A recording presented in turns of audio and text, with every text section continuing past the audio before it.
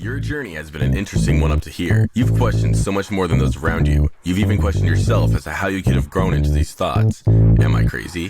When did I begin to think differently? Why do people in general appear so limited in their thought process? Rest assured, you are not alone. The world is slowly waking up to what you already know inside, yet can't quite verbalize. Welcome to the Spiritual Dope Podcast. The show that answers the questions you never even knew to ask, but needed the answers to. Questions about you, this world, the people in it. Most importantly, how do I proceed now moving forward? We don't claim to have all the answers, but we sure do love living in the question. Time for another hit of Spiritual Dope with your host, Brandon Henley.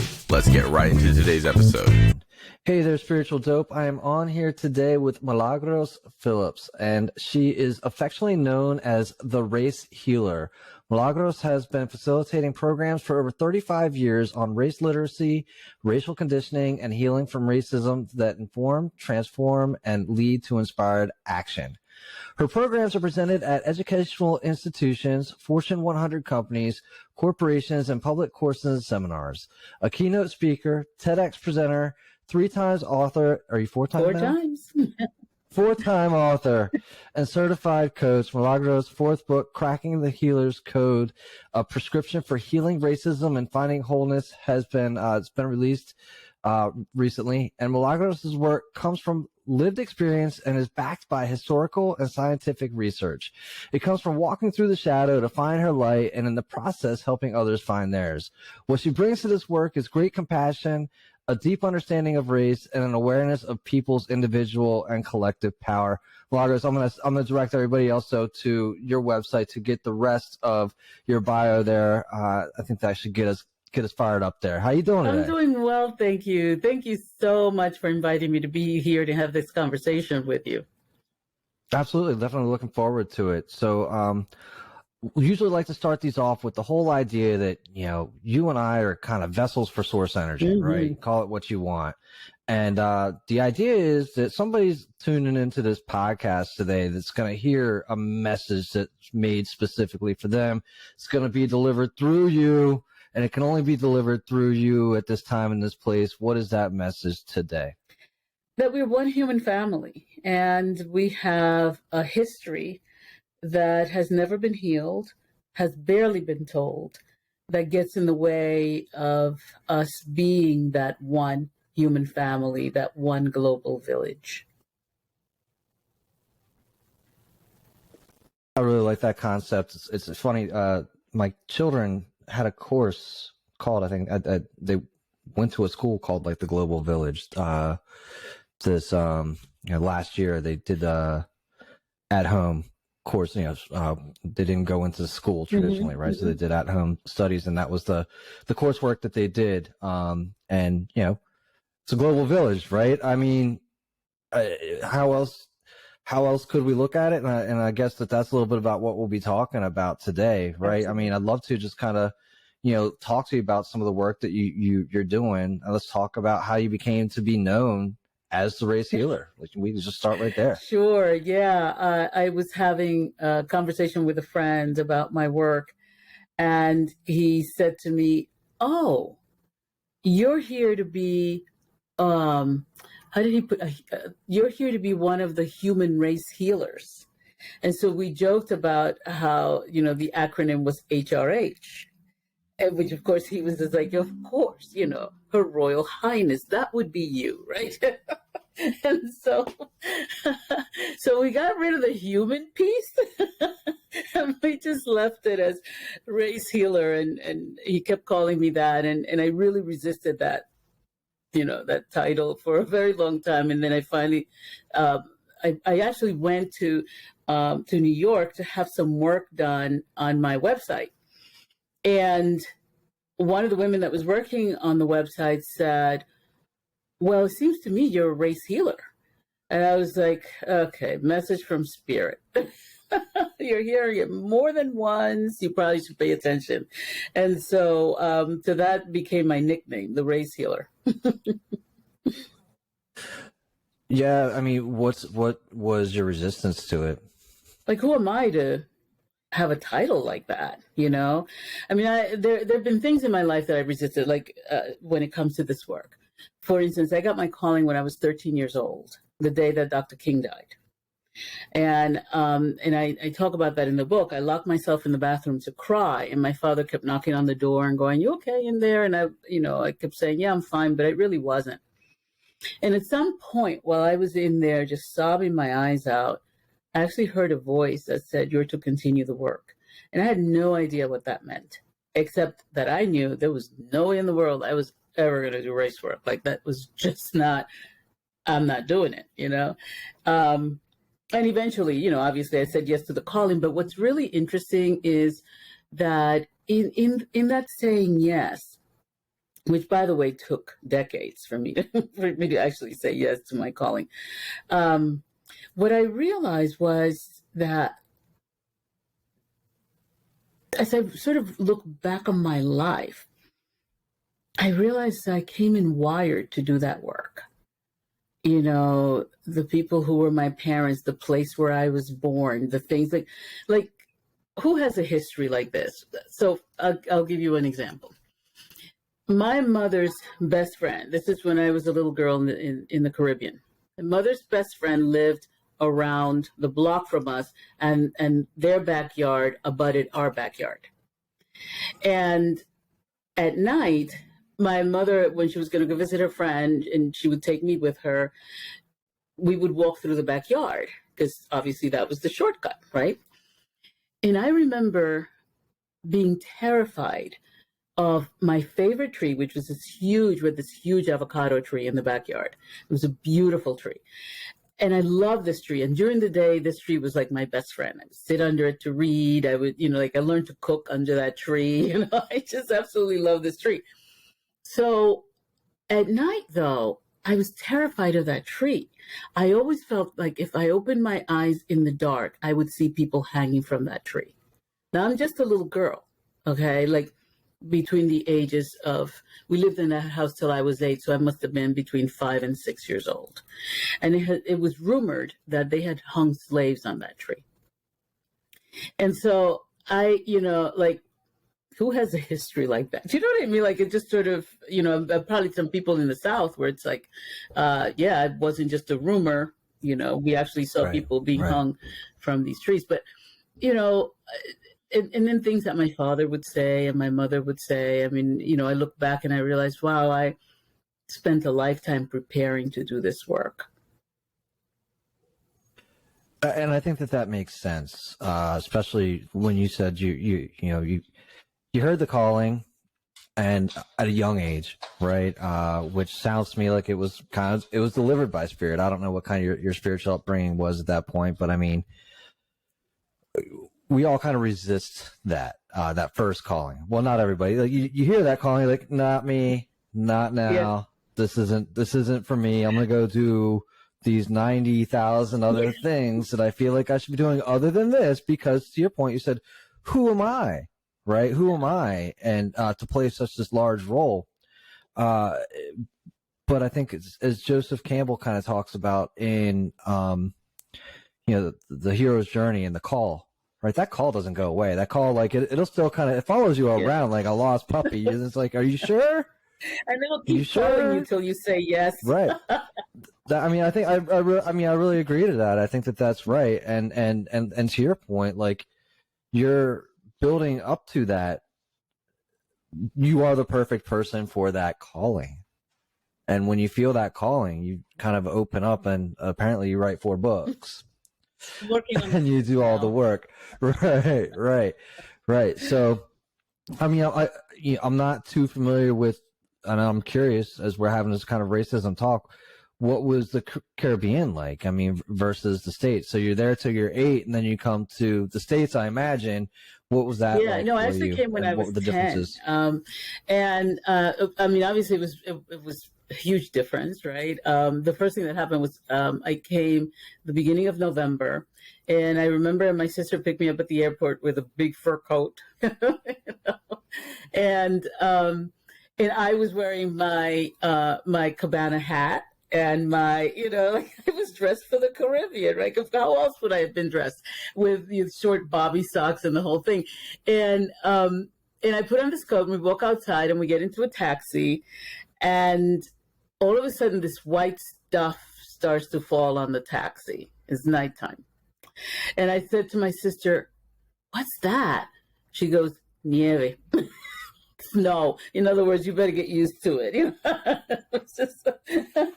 So that in and of itself was quite a shock, and of course the cold air, because you're not used to that. It's sort of all of a sudden this big shock, like you stepped into a refrigerator kind of thing.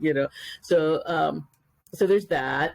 And then of course I didn't speak the language at the time, so I had to learn to speak English, and just and also going from living in a house that was it was one floor, and living on a fourth floor in an apartment building, like it was just and instead of a backyard there was a park across the street. So we were lucky because we had a park across the street of our apartment in New York, but it was just completely different. I was talking to someone recently and I said, we don't stop to think that people are migrating today for the same reason that they have always migrated, for the same reason that the people in the Mayflower migrated from Europe to come to the continental USA and to go to other parts of the world.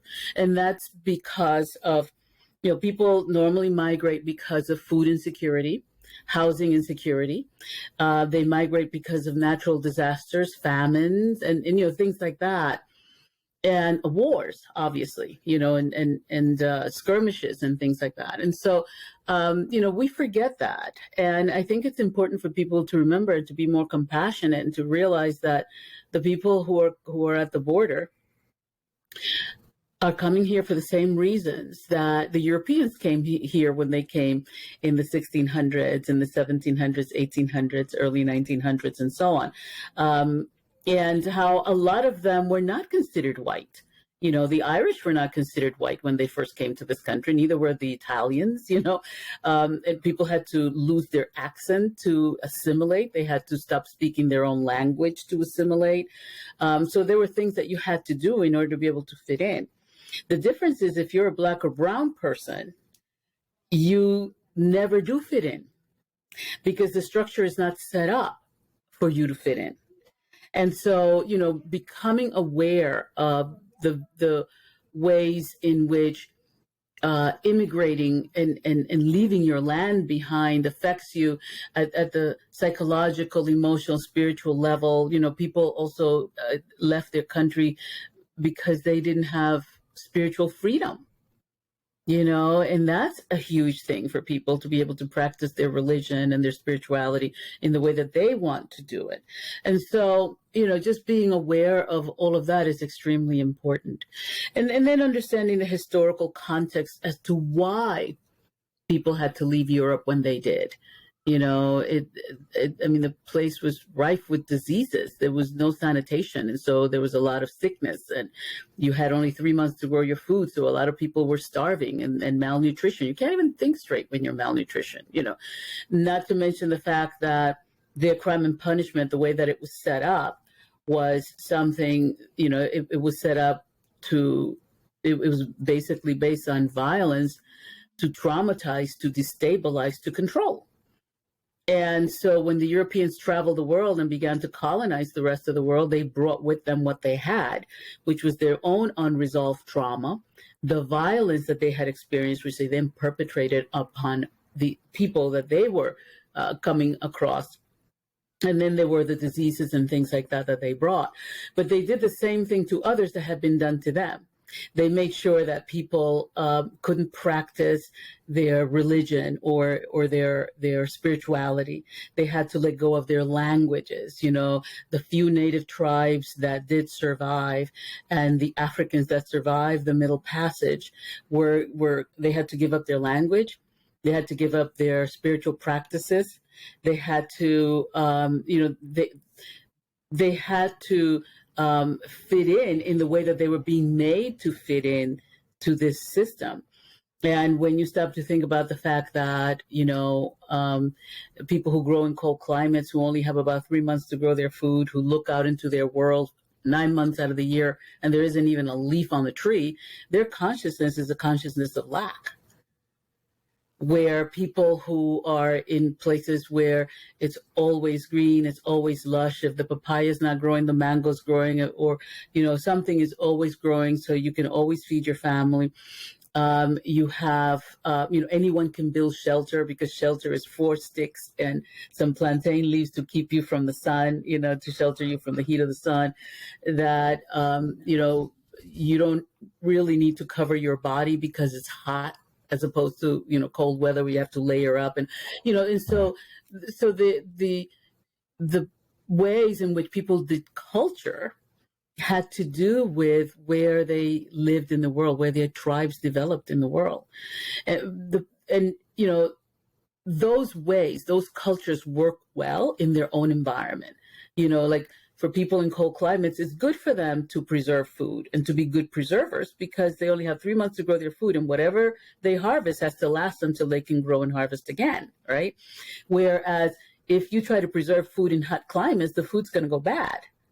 You know what I mean? So it's, those cultures and things work well in their own environment. The problem is when you take one culture and you impose it on other people and in places where it doesn't belong.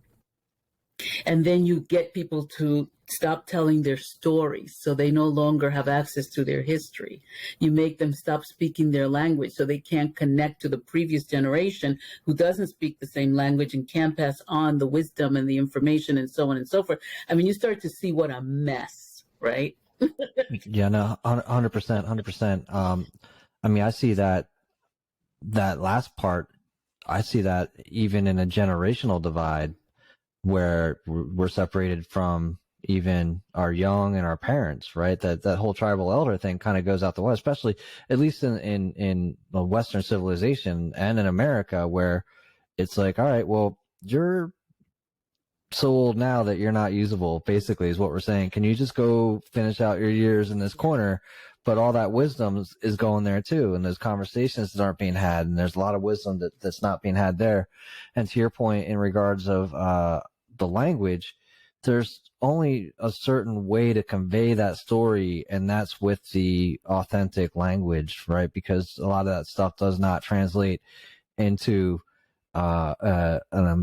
English, right? It loses its flavor, as it were. So I mean, lots of reasons to migrate. Understand, like, the racism, definitely, I think that, as a nation, we all forget that A, we were all immigrants at one point. B, we were not all accepted all the time, regardless of where we think we are right now.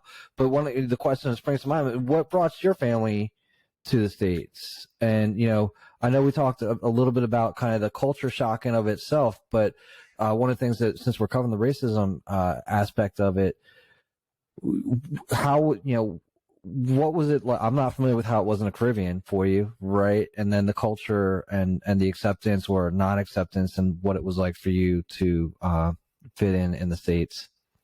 Yeah, so it was definitely different. And I remember when I first started to go to school and I was learning English, I remember that I lived in one of those neighborhoods that was changing. It was a mostly Jewish neighborhood. There were some African American families, some Cuban families, and a few Puerto Rican families, but very few Dominicans. This is 1964. And the end of 1964, beginning of 1965 was actually when I started school. And what was interesting was that the reason, first of all, that I came to this country was because my father realized that the U.S. was about to go to war with the Dominican Republic. And he wanted to get the whole family out of there. And we had, his sisters lived in the U.S. and we had cousins here and so on. So he tried to get the entire family out before the end of 64. And sure enough, the United States attacked the Dominican Republic in 1965. And so you see this onslaught of Dominican families. Like, a lot of people who were our neighbors in the DR ended up being our neighbors in New York, because they too were escaping what had happened in the country at that time. So again, little things that we don't talk about, because a lot of people don't know that the U.S. went to war with the Dominican Republic, and it was like, it's this tiny country, you know what I mean, and this big U.S. Army and Navy and all of that, and so so that was the beginning of that, and then I had to, I was in school, I had to learn the language, and it was really interesting for me because I remember that the Black children didn't play with me because I didn't speak English. The white children didn't play with me because I was Black. And the Hispanic children didn't play with me because they didn't want anyone to know that people who looked like me came from where they came from. Because what happens is, and I've explained this to several people, when you go around the U.S. and you look at the Latinx community, people look a certain way. It's mostly lighter skin or brown skin people, lighter brown skin people who get out of those countries. And I was explaining to someone that you have to remember that for those of us coming into the U.S., you have to get a visa. You have to get your visa through the Consulate General. The Consulate General, usually white males, who bring with them the same racism that they experienced all their lives, which has to do with segregation and everything else. And so the only people they let out of those countries are people who don't look like me. And I mean, we were, at that time, we were kind of a novelty because my parents spoke, my entire family was bilingual except for me. I had at that time 5 brothers and 1 sister. I was the only one who didn't speak any English, but everybody was bilingual. My grandmother never spoke Spanish, and my mother was an American citizen because she was born in the Virgin Islands. And in 1936, when the Virgin Islands were bought by the U.S. and became the U.S. Virgin Islands, they were British Virgin Islands. When they bought them, all the people who were on that island or who had been born there up until that time, up until 1936, could become American citizens. But my mother could only give citizenship to any of her children who was born in 1936, which I wasn't even thought of back at that time, And so, so there are all these restrictions that are put on those immigrations. And we don't always consider that. And so the people, for the most part, who get out of those countries, and for whom it was certainly back in the 50s and 60s and 70s, easier to get out of those countries, or the more European you look, the better your chances of getting a visa to get out. Sure. I mean, that makes sense given how we roll, right? Like, I mean, that's just kind of, that's definitely a good history of it. Where would you say it is at this point in time? Just like kind of racism in general, what can we do? Where do you feel like we are now, and some of the work that you're doing, what's the trajectory? Yeah, so as of the murder of George Floyd by Derek Chauvin, people have awakened. However, it's been over a year now, and people are starting to fall asleep again. Is what I've noticed. And unless something happens and it's on television, and even, I've seen some pretty horrific stuff be on the news in between the COVID stuff, right? People are not really paying attention like they were before. And I think that when it comes to the subject, people are prone to exhaustion. And the truth is that if we're going to change, we can't afford to stay exhausted. It's okay to be exhausted and then, take a nap if you need to, but don't fall fast asleep again. Because there's so much work to be done. And there's so much that we don't know that we need to really awaken to and start changing. I think people don't realize that racism is institutional, systemic, internalized, and interpersonal. And we keep trying to solve it at the interpersonal perspective. Well, you said this, and I should say that. And I actually have people say to me, if somebody says so-and-so, what should I respond? And it's like, are you kidding me? Really? If you can't respond from your heart, there's a problem, right? Like maybe you should do some healing work around it so that you can respond from your heart. And so there's this whole thing. the reality is that, look, I just want to jump in there real quick, right? Like, I mean, I think that there's the idea, and this would be, you know, again, what do we call it, like crusty old white guys, right? Like, you know, coming from like that side of the fence, it's like, all right, well, I want to be sensitive, but I don't even know what I'm supposed to be sensitive to at this point in time. Like, you know, yeah, right? Because and I'm just playing devil's advocate. I don't know who that person was. Like, what am I supposed to say? Like, I just want to have a conversation, and I don't want to come out looking like a jerk. yeah, yeah. And I think that, you know, what do we do with that? And so here's the thing: healing takes courage. It just does. You know, it's not for the faint-hearted. It just doesn't matter what it is, right? Whether you're healing from a broken arm or a broken spirit, it takes courage to be with whatever is in that moment. And then to ask ourselves, why is this still hurting? Why is this hurting so much? You know, that a lot of it is about becoming self-reflective rather than having a quick response so that you can be right, or so that you can fit in, or so you can say the right thing or be politically correct. We can't afford to do that anymore. People need to be authentic, and then they also need to say, I don't know what I don't know, you know, and not expect to be taught either. You can say that, I don't know what I don't know, without an expectation that someone has to teach you. You can begin to ask questions and search for things so that you can start to get your own answers. Because a white person's never going to know what it's like to be a black or brown person. A black or brown person is not going to know what it's like to be white. But we have a common thread. I mean, we know now through epigenetics that we're all related. There's only one human family and one global village, right? And the fact that we have been misinformed, that is not anyone's fault.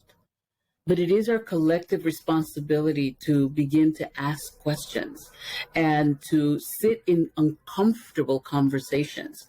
Because if we think that a conversation is uncomfortable and we want to escape it, can you imagine what it's like to be a black and brown person and be stopped by the police, where there is no conversation? How uncomfortable do you think? Yeah, look, I mean, look, I'm uncomfortable getting stopped by the police, and I'm a white guy, right? So, right? I mean, I can only imagine, right?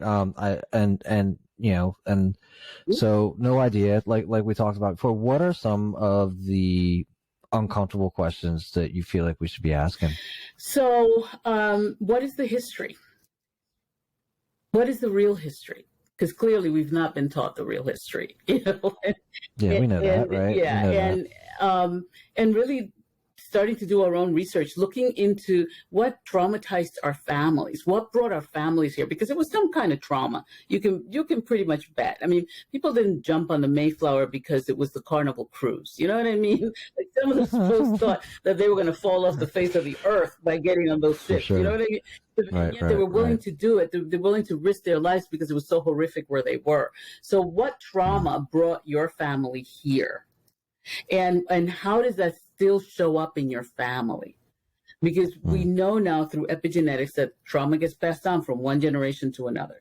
We also know that it's impossible for someone to traumatize another person without themselves being compromised. So in other words, both the victim and the perpetrator get to pass on that trauma to their children, their grandchildren, their great-grandchildren, on and on and on, up to at least 7 generations. And so what we need to do is we need to become race literate. We need to become literate about our history, and to see, first of all, to understand that there's no such thing as Black history. It's American history, okay? The fact that it's been segregated, like everything else has been segregated, doesn't change the fact that it's still American history, and what people call Black history is really white history. Do you see what I mean? Like, there's this. No, I get it. Like, I mean, so we've got this again. This is a point of contention for me, where like there's this continuous like kind of forced segregation, right? Where do we get to the point where we can integrate, to your point, as a human race? Yeah. Right. I mean, I definitely. for what it's worth, my grandfather came over from Norway, right? Had to, Americanize his name and all the stuff that we're talking about too. But, of course, being white and tall and blue eyed, it probably didn't have the same challenges, but, nonetheless, there were challenges and came over for a reason. So I think that the trauma or that conversation that you're talking about can be had on both ends. And especially as we come at you and I having a mature conversation, right? Or a conversation that at least just says, hey, that's a lot of messed up things happen, right?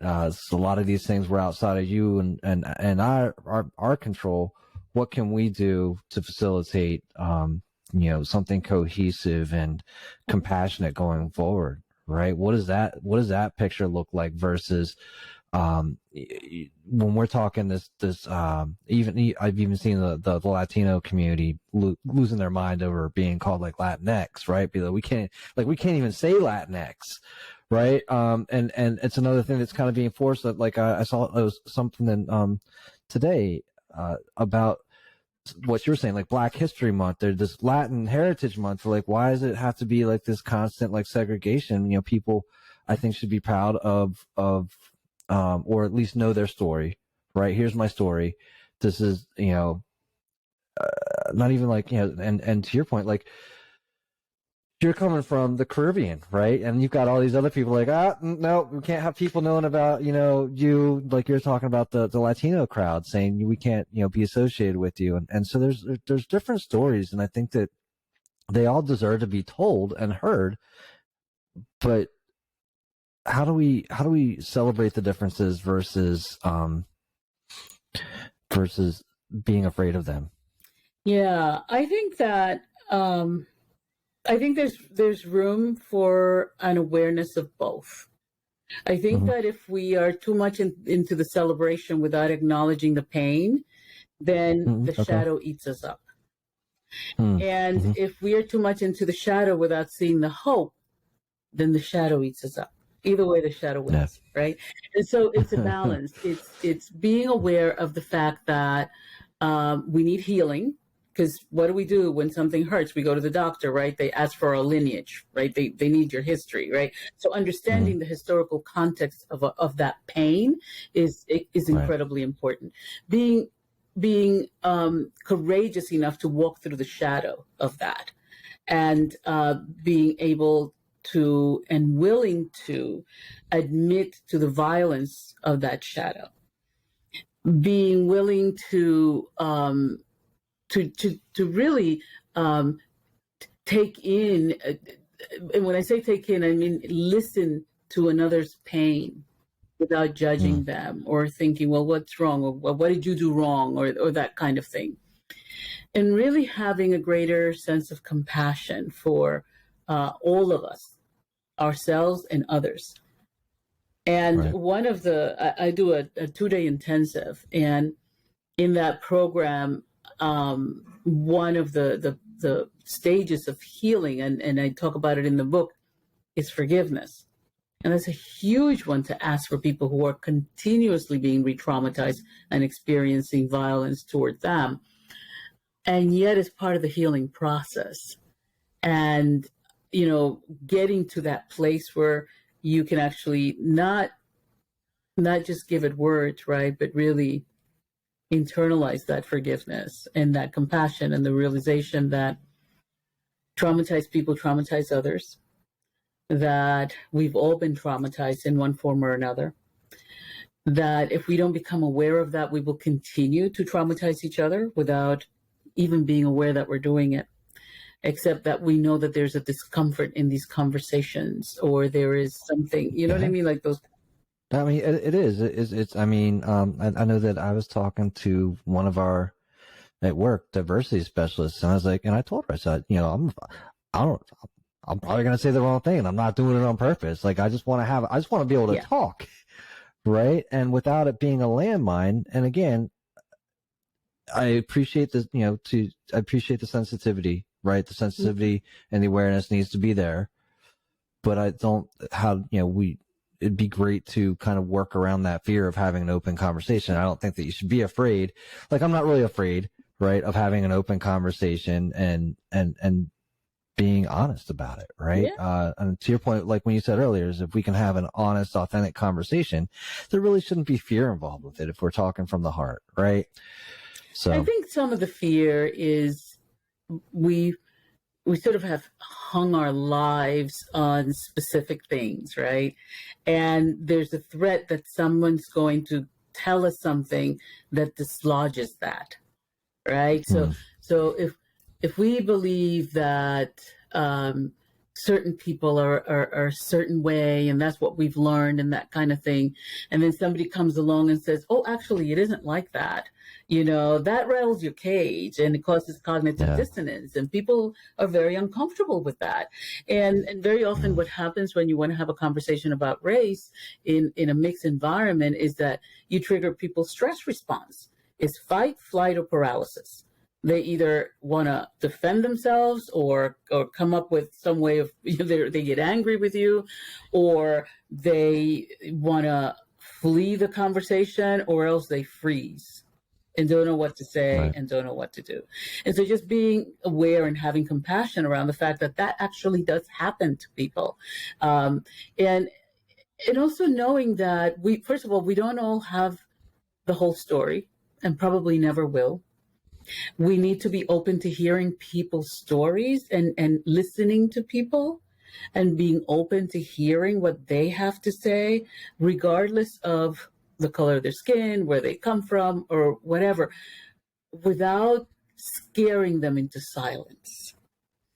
And we do that a lot when it comes to the issue of race. Somebody starts to say something, right away somebody will jump on them, and you can't say that, or or whatever. And so it makes it difficult to have authentic conversations when we're not free to say what's in our hearts and to express it our way. And one of the things that I talk about in the book are the languages of the caste system, because we live under a caste system, and I explain all that. It's not like the Indian caste system, this particular caste system in this part of the world.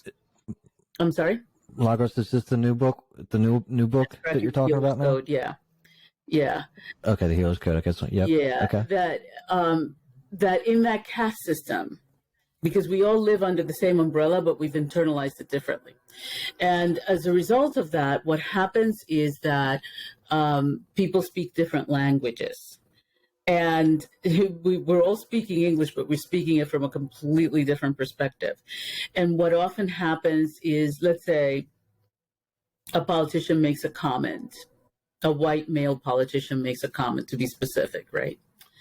And a person of color will say, well, that was really racist, what that person just said. And watch, fight, flight, or paralysis, right? So the politician immediately defends themselves. And if they can't defend themselves, they'll get somebody else to defend them. And it's usually another white male politician who speaks his language, right?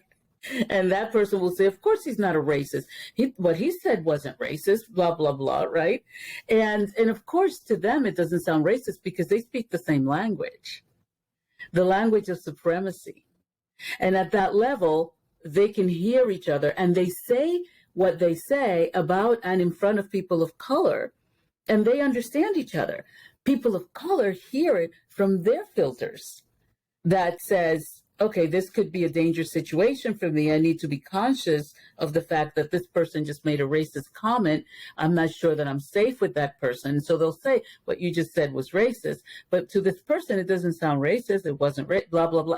And so everybody's speaking from behind their filters of the caste system, which means that you can't hear people properly. And I'm so sorry, I apologize. I have to plug my computer in, which I did not do earlier, so I don't want to lose you. I am so sorry about this. Okay, come on. It's all right. While you're doing that, I mean, I think that what may disarm somebody or in that conversation, it's like, what's some of the language we can use?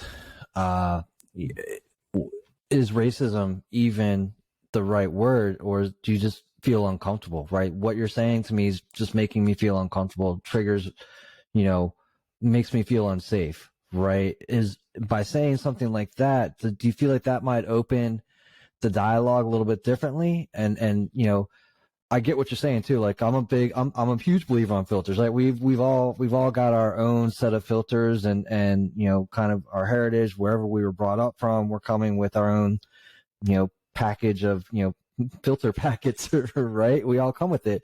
And, depending on where we're at. And, you know, so we got, you know, a couple white politicians and they say some stuff and, you know, some of the audience, they're like, yeah, I've heard some stuff like this before, and that's not the right thing to say. And I'm definitely uncomfortable in that, you know, but calling it out as racist is kind of like what's getting shouted out. Are they really saying that makes me feel uncomfortable? Well, you know, so here's the thing. Racism, when you really understand it, when you're able to unpack it, what you realize is that it's not a character judgment. It's conditioning.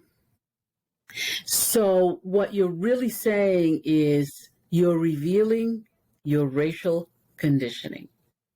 Maybe a longer way of saying it, but it's basically the same thing. Okay.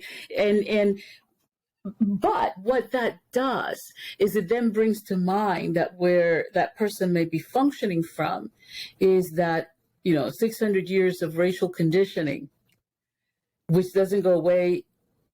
You know, what if people have been integrating since the 1960s versus hundreds of years of this stuff, right? And I'm talking institutionalized, so they were turned into law, systemic, there were systems to support those laws, internalized because you internalize the environment you live in and then you act it out with the other people in your life, right? And so when we are looking, and that's why I wrote the book, it's like, you know, having a consciousness that, yes, people will say these things and they mean them, and they don't even think there's anything wrong with saying those things if they're on one side of the spectrum. From the other side of the spectrum, it sounds really ugly, right? And so those people will call you on it. If no one calls you on it, you'll continue to do it because you don't know any better. Or you may just be functioning out of maliciousness, but some people really don't know any better, right? And so, well, I mean, I'll tell you just real quick, if you don't mind me jumping in. Like, you know, so I'm up here in the Northeast, Philadelphia area, born in San Francisco, you know, hippie parents growing up and all that jazz. Went down from the Philadelphia area to North Carolina, right outside of Raleigh-Durham. And, you know, hung out with some of my neighbors. We're all hanging out. We're drinking. We're having a good time, eating chicken wings and hanging out. And my neighbors start telling like these really racist, you know, jokes. And I had to pause. I was like dumbfounded. First of all, I was like, I can't believe like this is, I paused there, but I was like, guys, I don't know about you, but like where I come from, we really don't talk like this. Right. Like, and it was just, to me, I was blown away by the fact that it's still so prevalent. Right. And of course, right. Because as we're talking here, like I'm not the one, I'm on the other side of it. Right. And like, you know, again, I don't feel or see the impacts and, you know, it's impossible for me to, but it's not impossible for me, of course, to have these conversations, right, with somebody else that's experienced it and come at it from a place of compassion. But I just thought I'd throw that in there because again, like wherever you're at right now, let's, you know, say you're from the Northeast, from California or someplace where it's not as institutionalized as you're talking about, right, as it has been, and you know they're still holding on to it. It's kind of mind boggling. Yeah.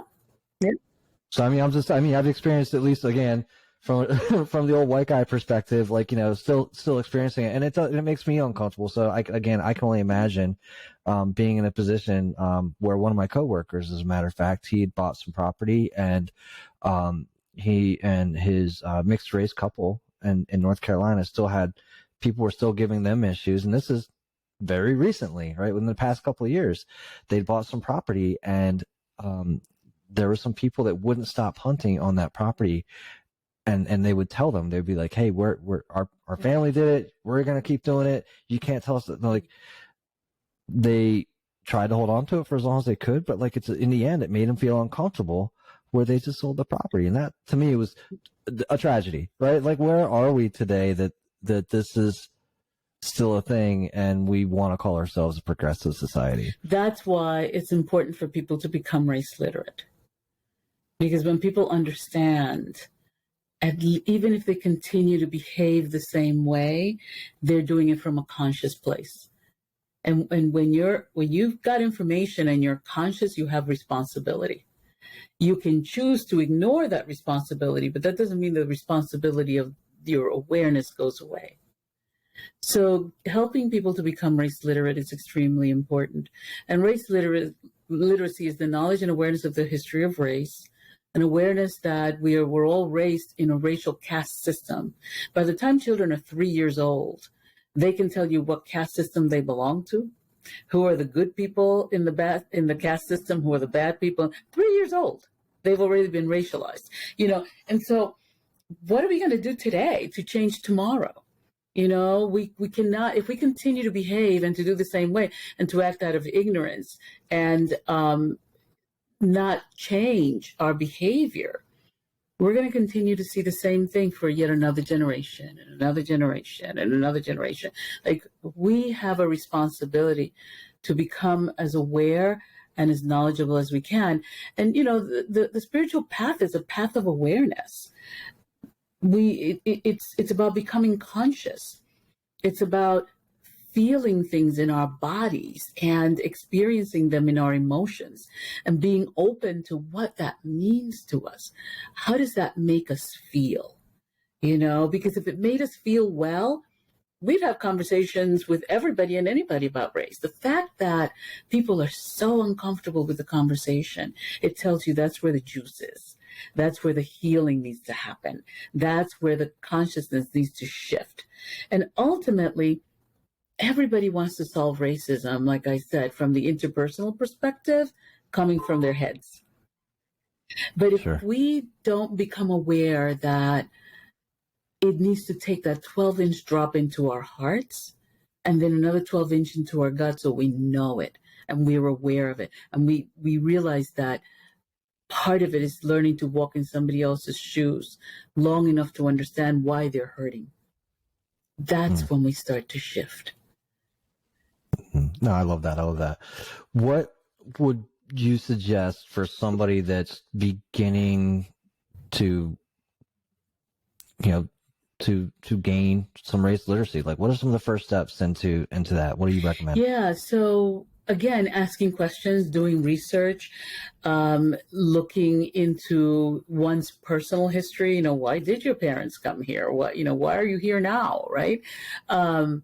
Understanding that, looking at some of the history of Europe, really, and what was going on there that made people want to leave in droves, right? What are our connections to one another in terms of being this one human family living on one global village? And what does that mean? And how do we care for one another compassionately?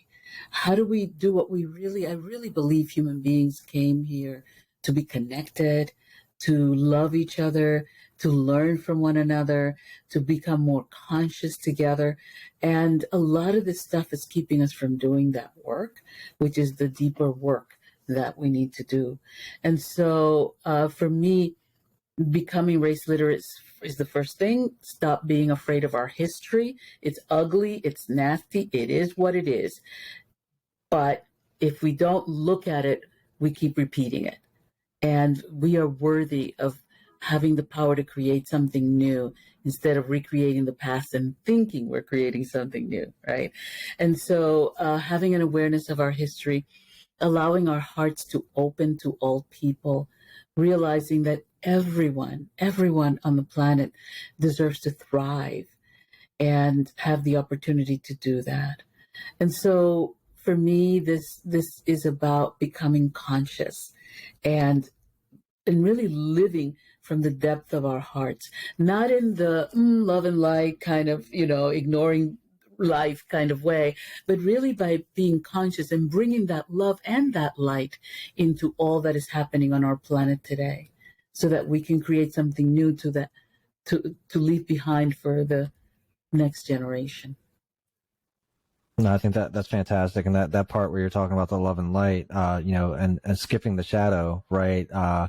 Really, it's what I just saw somebody call it spiritual bypassing recently, right? Kind of like, just like, I'm gonna go ahead, and if I just kind of hold this space, but we need to address the shadow, like you're talking about in your biography. I'm assuming that you touch on that in your book.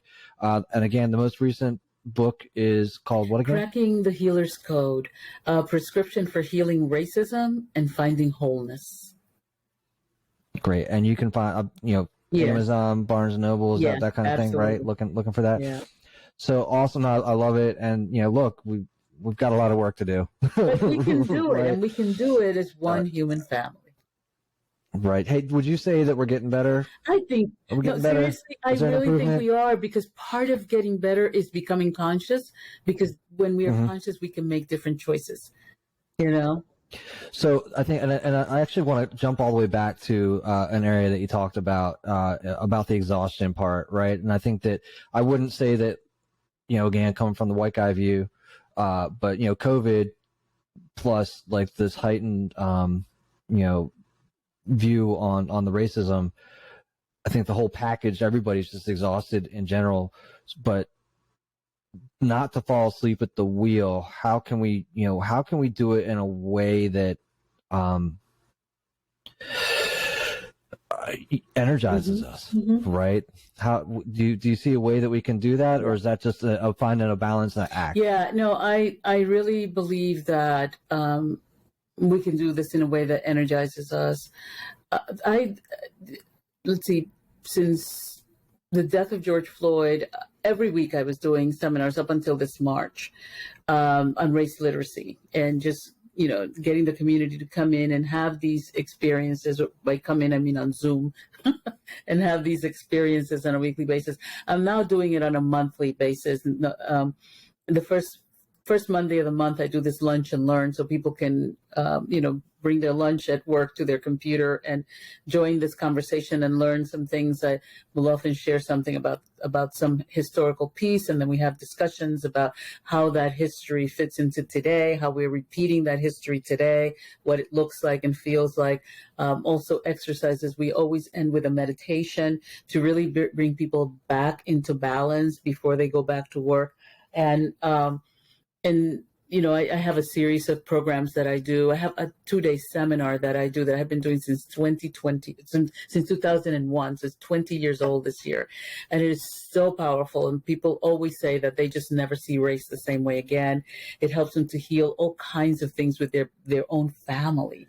Because I take people through a universal process of healing that allows them to be able to do that, which is, a lot of the stuff that's in the book. So, so people can join these conversations to stay awake and stay aware.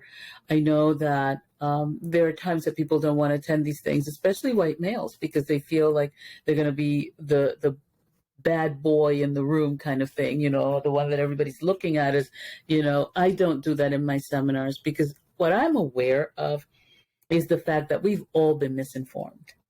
And those who are misinformed are bound to miscreate.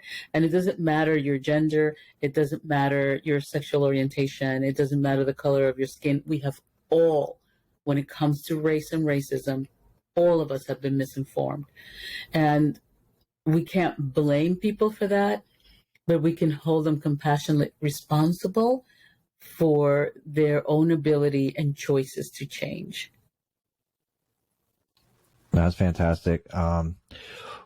Those Zoom calls, the Lunch and Learns, is that open to everybody? How does somebody join that? You can go on my website and get information on that program, and it's open to the entire community.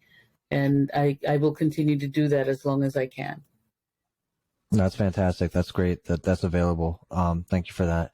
So, Milagros, at this point of the conversation, I kind of look at like anybody tuning into this. I mean, obviously, great conversation on the racism, and we touched on the spirituality. I look at this as spiritual speed dating, right? Somebody's looking to like get their next spiritual connect on this conversation. So I'm going to ask you a question, Bachelorette, spiritual Bachelorette. Number one.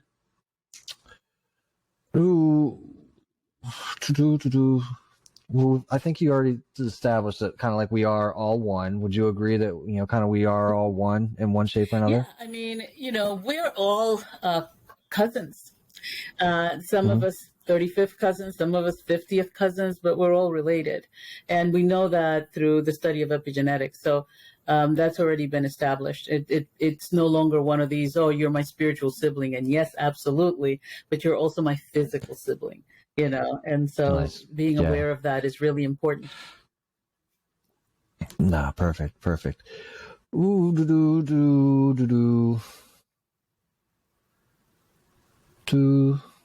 What would you say is our greatest distraction? When it comes to this topic, everything and anything, you know, um, anything we could throw in the fire so that we're now focused on the fire and we take our eyes off the ball, right? When it comes to race, because people don't really want to deal with it. It is uncomfortable for most people.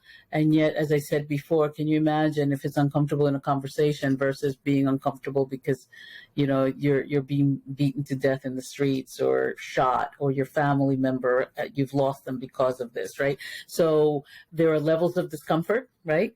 And some people are more uncomfortable than others because they are living the violence.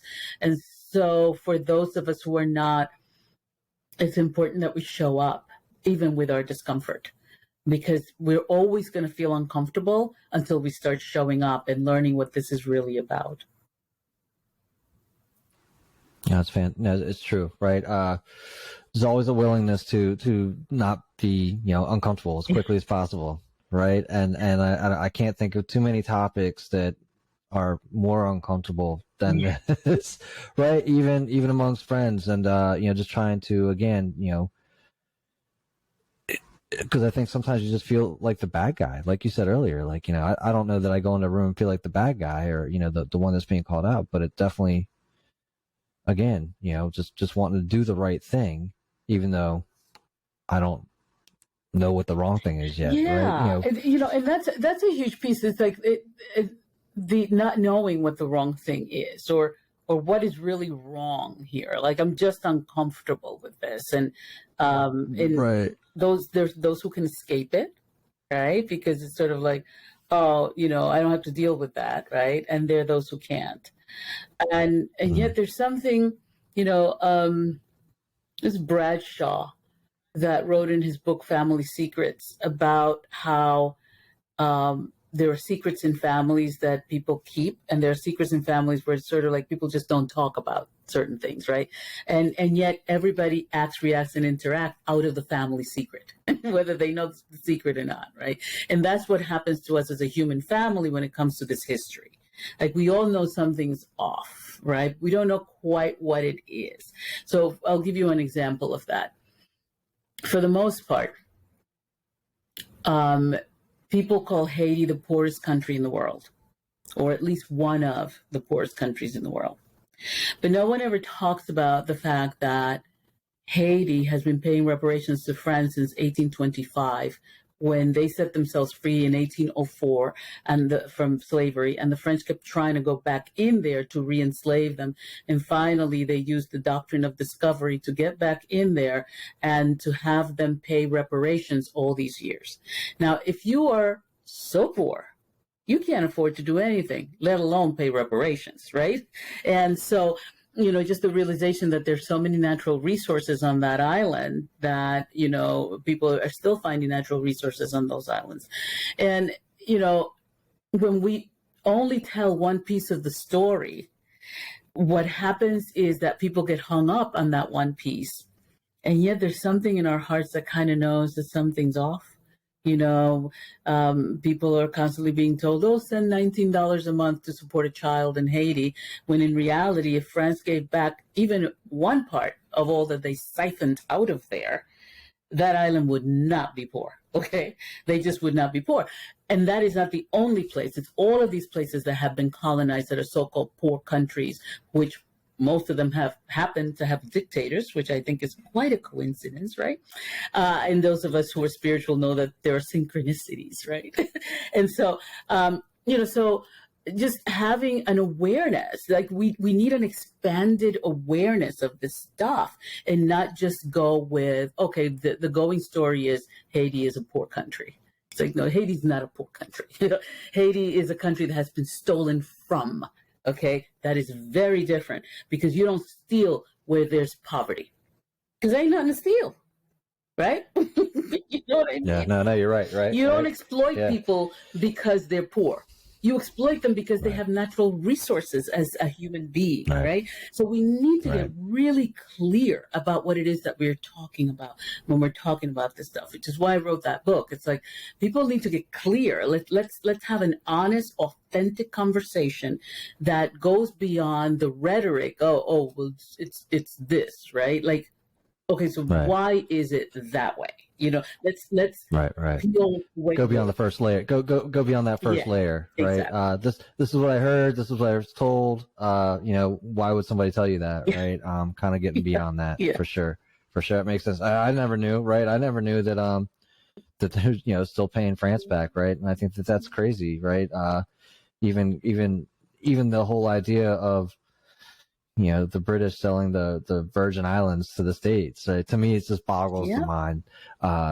Still boggles the mind. So, Milagros, thank you so much for the conversation. Thank you. I enjoyed it. I think that, you know, you're obviously doing some great work. Excited for you to release your 4th book, understanding that you're working on the 5th. And where can we send people to find out more about you? Sure, yeah. You can visit my website, milagrosphillips.com. So it's just my name.com. And there's a lot of information on there. And as soon as this podcast is open, we're posting it on the website. So fantastic. Well, thanks again for being on today. Thank you so much. Really hope you enjoyed this episode of the Spiritual Dope Podcast. Stay connected with us directly through spiritualdope.co. You can also join the discussion on Facebook, Spiritual Dope, and Instagram at spiritual_dope. If you would like to speak with us, send us an email through brandon@spiritualdope.co. And as always, thank you for cultivating your mindset and creating a better reality. This concludes the most thought-provoking part of your day. Don't forget to like and subscribe to stay fully up to date. Until next time, be kind to yourself and trust your intuition.